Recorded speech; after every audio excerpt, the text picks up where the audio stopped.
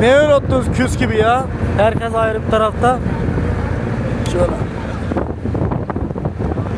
Telefonu düşürmüşler deriz mi? Alırız başkanım. Evet. Ya bırakın onları çekmeyi. Telefonu falan kaçıyor. Dalyana kaç. Anne ya. Hadi çek. Senin telefondan Şuraya çeksin. çek. Ben kameraya alıyorum.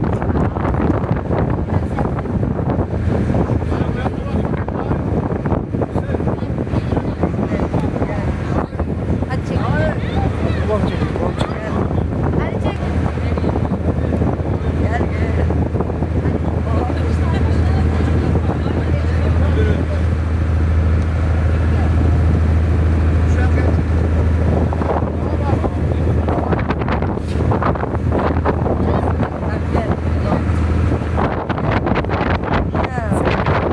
Annenin telefonundan çek oğlum.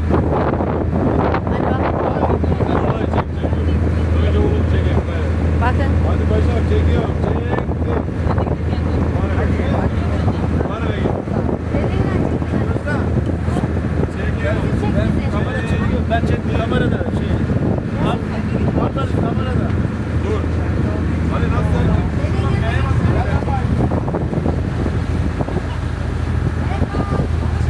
Biraz kaydedelim değil mi? Evet. Çekiyorum.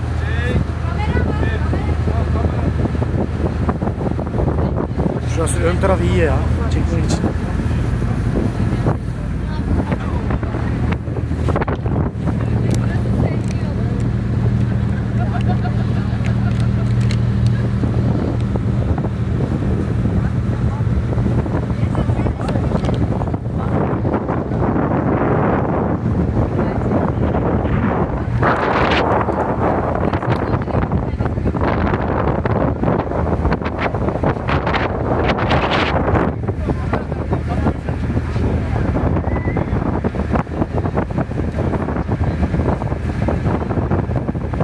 Nein.